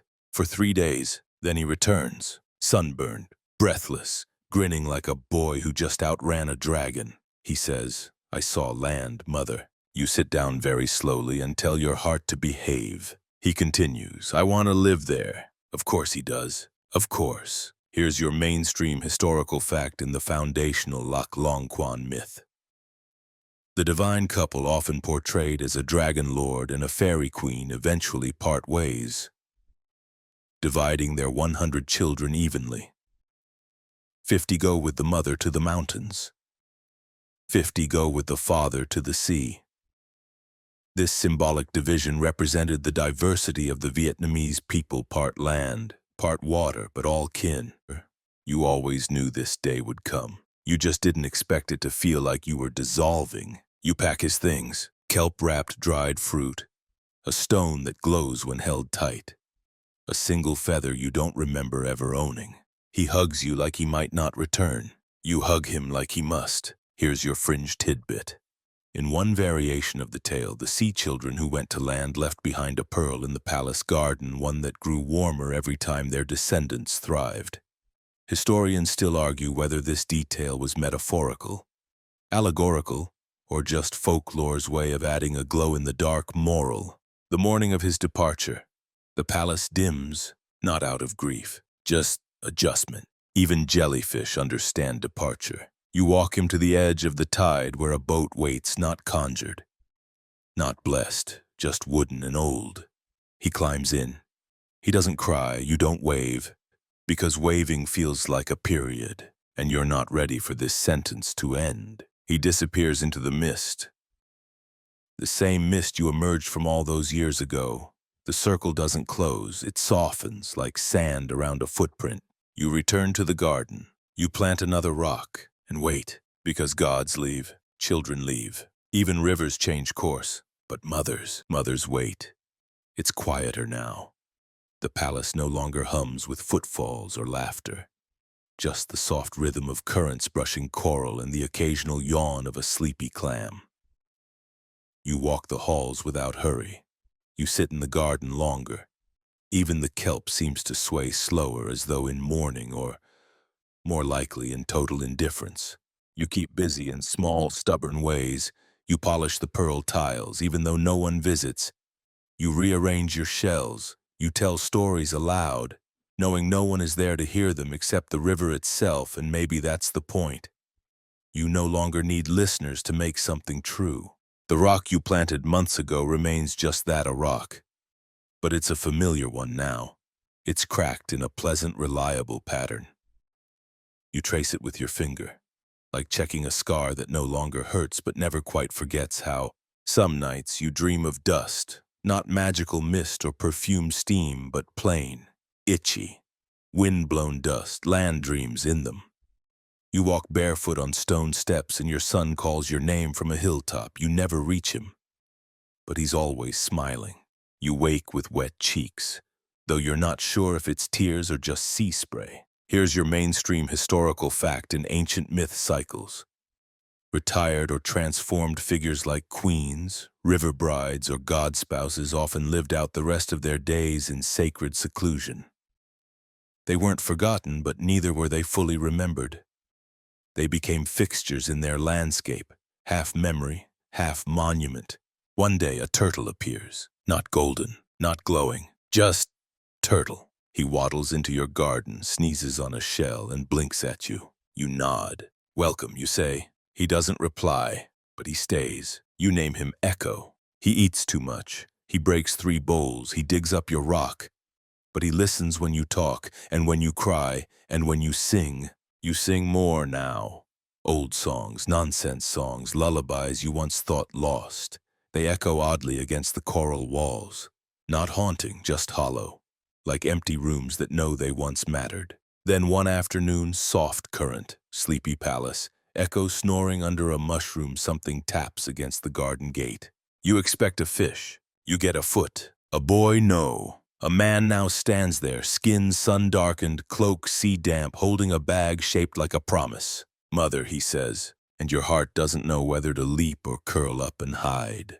You don't run. You don't faint. You walk to him, and he holds you, tighter than you thought water would allow. I missed you, he says. You laugh. Just once, I never left. And just like that, you are no longer a forgotten bride of myth. You are a mother with her son, and that finally feels like enough. Here's your fringe tidbit. Some rare versions of the tale say the river bride lived 1,000 years and taught her descendants how to listen to tides. Others claim she was seen walking on the surface of the water during moonlit nights. Historians still argue whether these sightings were hallucinations or hope. You grow older now, truly older, not immortal, just slower. Your hair loses its glow, your fingers curl with age. You move like seaweed in still water, graceful, but only if you don't rush. You sleep more, dream less. But when you do dream, it's of laughter echoing through halls, of coral gardens blooming, and of golden light that once said, "Welcome home." And in the mornings, you wake with peace curled beside you like a soft shell. You don't ask for more, because you've finally learned enough can be everything. Wind down 200 words, and now, as the jellyfish lights dim and the water settles around the quiet palace, let your breath slow with it. Let the story melt like mist on a warm tide. Let your bones sink deeper into the calm. You've traveled far tonight, not through geography, but through memory and myth, through longing and letting go, through a palace made of shimmer and sorrow, through the shape of silence, the sound of footsteps that never echo quite the same way twice. You've sat beside a turtle god, watched a sun sail away and felt time stretch in both directions, and now nothing needs to happen. Just rest. No golden lights, no prophecies, just you, curled up in your own story, your own breath.